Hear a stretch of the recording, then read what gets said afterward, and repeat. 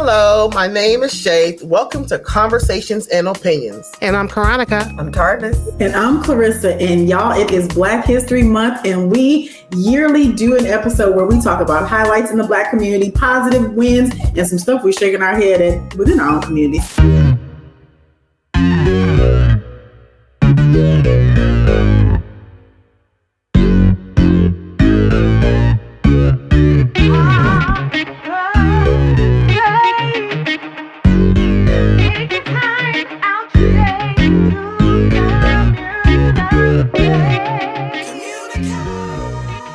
So today, y'all, let's bring some highlights to some of the positives that we experienced over the last year in our culture. Who wants to start? Who has something that's like amazing that we want to say that we're proud of? Well, I will start with just having Black women in general, women period, but especially our Black women stand up for their rights in the entertainment industry. Mm-hmm. So you have people like Taraji who's speaking on not having equal pay. And we've had Monique in the past who started it. Well, I don't know if she started it, but she spoke up for it too. So we just have more people feeling comfortable to speak up, to say, hey, I do the same thing, sometimes even better. I deserve what the other person is getting. So I just like to see that, because in a regular setting, it's like that for corporate, and just having your own businesses. Like, women are now dominating a lot of things, and in a positive way. Love that. So when we are putting ourselves on the map, speaking of equal pay, equal opportunity, especially for equal work. So yes, that makes good sense. Yes, I would like to highlight in sports how a lot more African Americans, is that what they're calling us now, are being recognized in fields that we're normally not dominant in, like in gymnastics. And then I think we are just inserting ourselves in sports where we're not normally welcomed. Mm-hmm. So I think that's a positive for us, and it just keeps getting better and better. So kudos to us, especially even in the collegiate for gymnastics. You're seeing a lot of that on Instagram. So I think, because I'd be like, oh my God, come on, girl. And they're not the small size stature that you're used to looking at, because we have curves.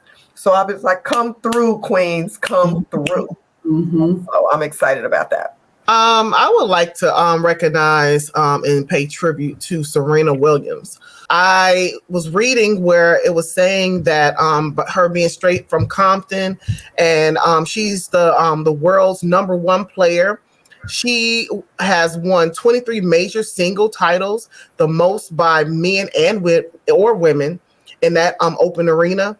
And also, it was just saying that she had number one singles on 8 separate occasions between 2002 and 2017, and she competes with had competed with 3 Olympic and won 4 gold medals. So I just wanted to pay tribute to her, seeing how, like, in that arena, tennis and any type of sport of that nature, to see Black women dominate like that. Amazing, amazing, incredible.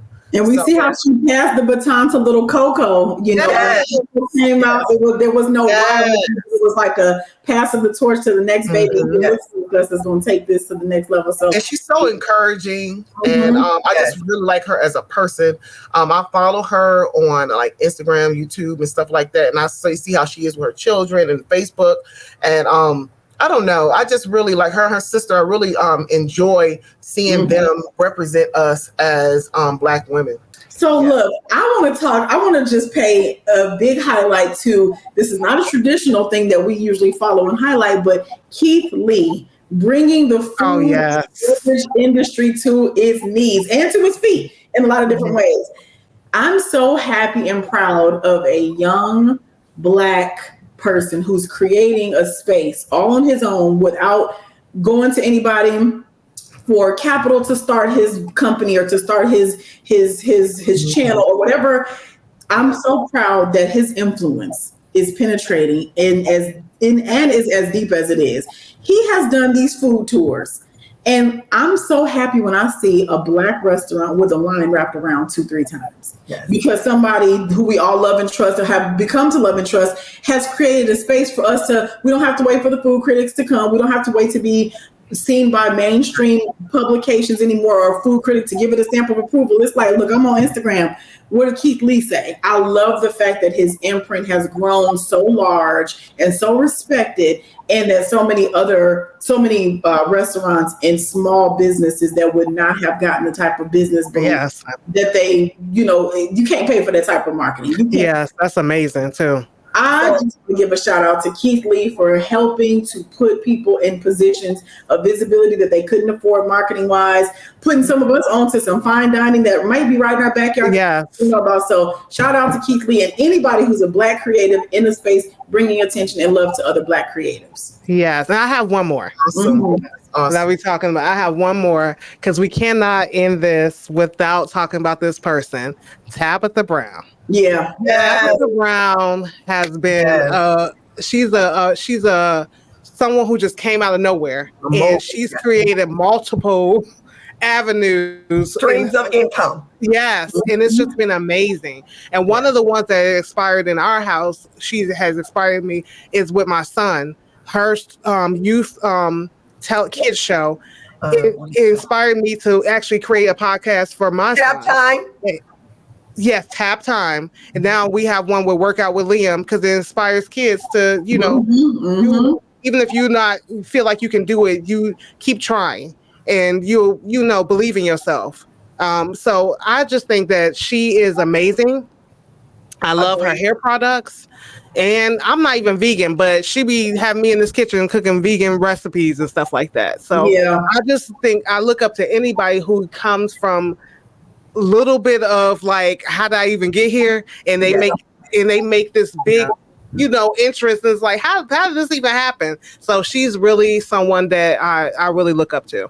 And I'm gonna piggyback on that because the most endearing and admirable thing about Tab for me is she's humble. She doesn't change who she is to get anything. She said they wanted her to change in some roles that she went out and auditioned for, and she said that role isn't for me. I love that she trusts God in the process of making her famous according to his will. So kudos to you, Tabitha Brown, because you are the epitome of humbleness and trusting God's process for your life. Yeah. She's awesome. We should not leave this episode without also paying tribute to some people, some of our fallen soldiers from 2023 that made a difference for all of us to be able to be where we are in this world. So we'll just start with just a few. Look, there are so many that we lost, but we'll highlight to Mr. Hughes Van Ellis. He was one of the last 3 remaining Tulsa Massacre survivors. He died at 102 in 2023. So we pay tribute to people like him. Tina Turner, we lost Tina Turner last year. We lost Richard Brownson. We lost Harry Belafonte. We lost a lot of people who are pillars in our community. And I just want to just say, even for us to be able to get on the internet, whenever we feel like it, to create episodes, y'all, there used to be a time where we couldn't leave the house.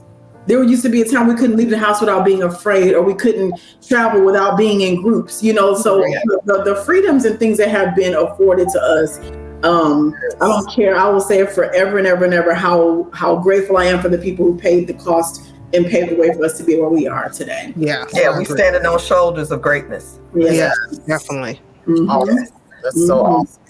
So this Black History Month, who are you paying tribute to? Is it the old lady that used to live at the end of the block that made cookies for all the kids? Is it the old man that helped all the women with the groceries and you never changed a flat tire because Mr. Jenkins next door wouldn't let you?